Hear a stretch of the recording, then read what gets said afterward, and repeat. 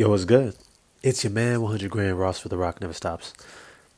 Yo, today we got to get into this Portland Trailblazers fiasco, the Damian Lillard trial of his career, the leaving of the franchise that he had been probably overly loyal to.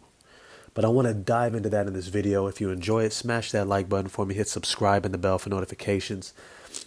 I'm trying to make my way towards that 1,000 subs, so definitely help me out if you can. Yo, let me just start off by saying the Portland Trailblazers, they released a statement, and it was not shocking, but it was definitely disappointing. It was sophomoric, I think is a good term that comes to mind. It speaks of immaturity, a lack of accountability, placing the onus and the blame on Damian Lillard, as if it was his fault that he is now leaving because you are failing him once again, repeating the same cycle of ineptness and inability to put a winning team around him, asking him to once again trust his career one more year, one more season, getting older and older and older with more and more miles on his body, to trust you to do your best. And you failed year after year after year. Let me just start off by saying the Portland Trailblazers failed when they could not convince LaMarcus Aldridge to stay. When he left you for the San Antonio Spurs, it was a fail. It was a major fail. It should have been a foreshadowing that you couldn't even keep the all-star that you had. You could not build the type of relationship and the trust with him to be able to stick around. And throughout Damian Lillard's career, you failed him over and over again. Look, just right down the West Coast, the Golden State Warriors were building the blueprint for how to maximize a scoring lead guard who's a lights-out shooter, dynamic playmaker, shot creator. And I might even say at the time, early in both Stephen Curry's and Damian Lillard's career, Damian Lillard was far more dynamic and brought, I would say, a little bit more than Steph. He was a little bit more secure with the ball, less turnover prone, had more shot creation skills in his bag at the time. And yet, they ignored all the obvious things that everybody was saying of what they should do to build a winning team around him. They had CJ McCollum, who they traded far too late. It was evident really early that you don't put a 6'2" slight guard next to another 6'2" slight guard who both need the ball in their hands and are best when they are playmaking and shot creating for themselves and others. It didn't make sense. It hasn't been done before. It doesn't work. It simply does not work, especially when both of them are subpar defensively. And yet, year after year after year after year, they failed to bring in another all-star talent.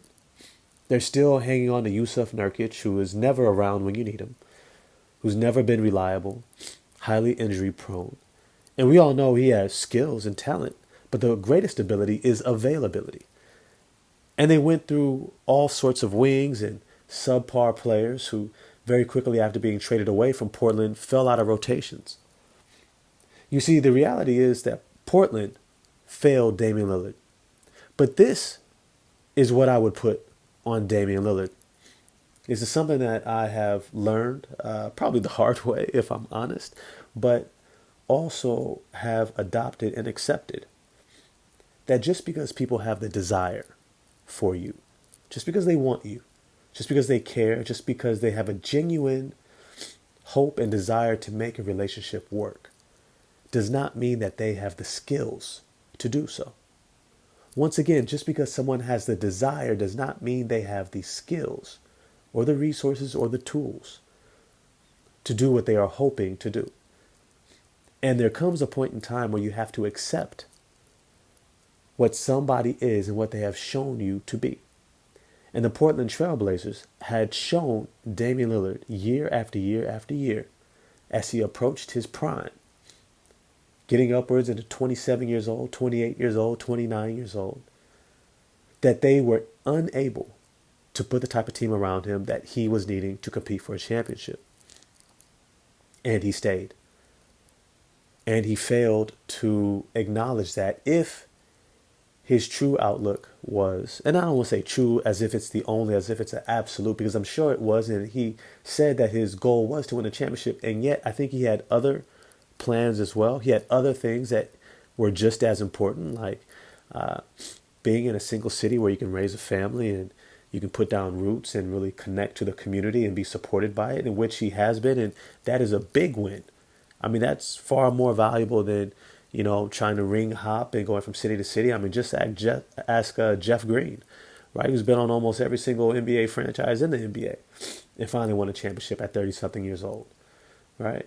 And so that does have value. It also has value that he's been able to secure the bag, and I mean a major bag, big time bag, one of the highest paid players in the NBA, and he should be, because he makes far more money for the Portland Trailblazers than he'll ever get paid. But it's to say, at the end of the day, they have failed him in terms of building a championship team. And now he's at the point of his career where he's saying, enough's enough.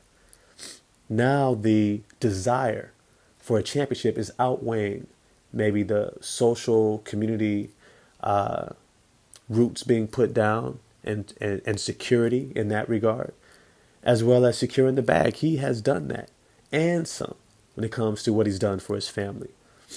And so at this point, he is more than justified in saying, hey, I won out, when once again, you have failed to put a team around him.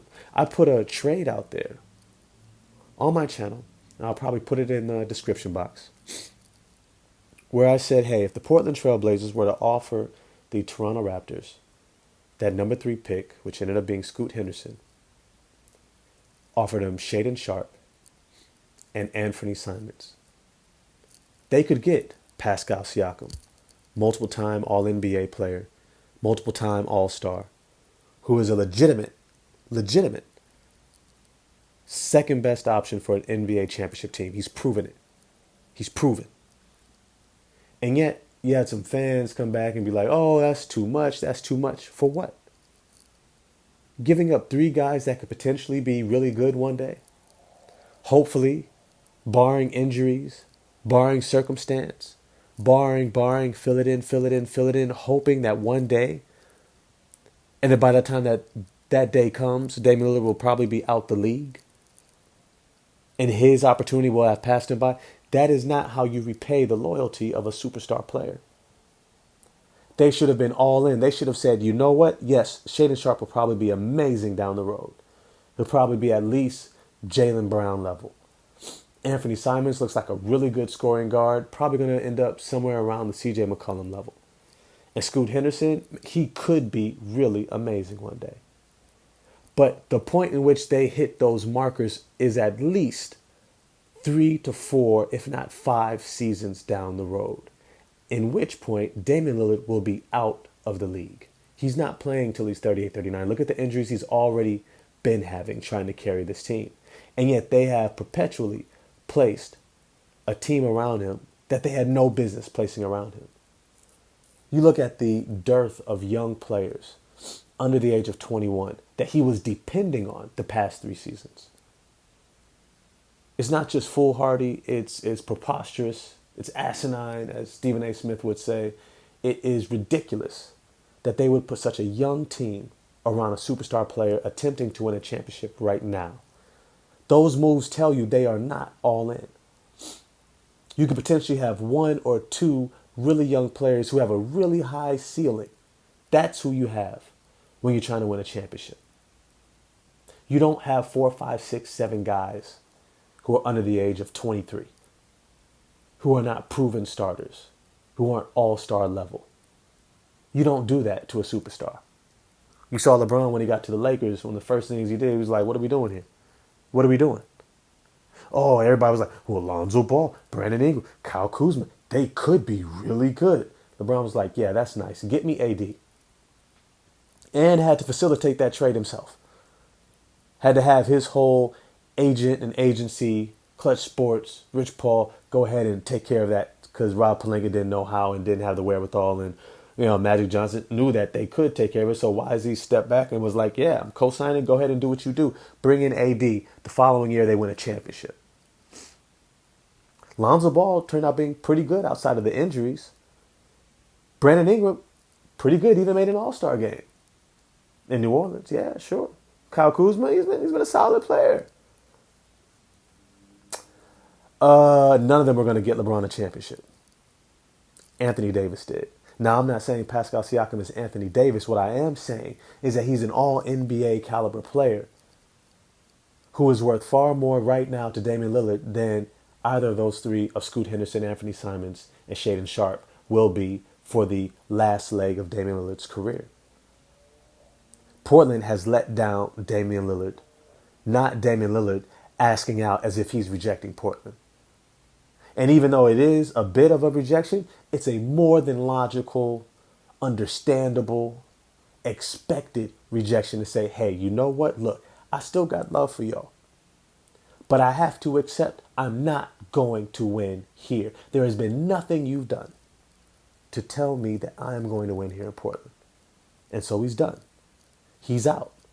And if Portland has any shred of decency, they should not be trying to trade him to get a maximum of picks and players and trying to gut whatever team he goes to. They need to facilitate sending him exactly where he wants to go, to the Miami Heat.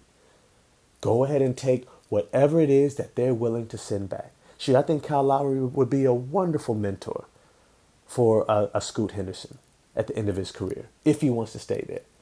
Shoot, I think Duncan Robinson, nice shooter, off the bench. Hey, you know what? Solid guy. And that's it. And that's it. Don't try to fleece him. Don't try to make it hard. Matter of fact, get it done quick. Let him go. Say bon voyage. We wish you well. Heartfelt hug, hug, kiss, kiss. Give him a nice letter in the newspaper. Let him know how much he's loved. Shoot, put a statue out there if you need to. Because he's probably done more for this franchise since Clyde Drexler got them to the NBA Finals. Or even Bill Walton, right? Put some respect on this man's name. And next time you talk about a superstar wanting out Portland, do it with some class. Do it with some appreciation. Do it with some humility, acknowledging it was on you, not on him. As they say, it's me. It's not you. Yo, if you agree, disagree, get at me in the comment section. You know we're going to chop it up there. Like, subscribe, hit the bell for notifications. This is Ross with The Rock Never Stops. I'm going to get at y'all next time. Peace.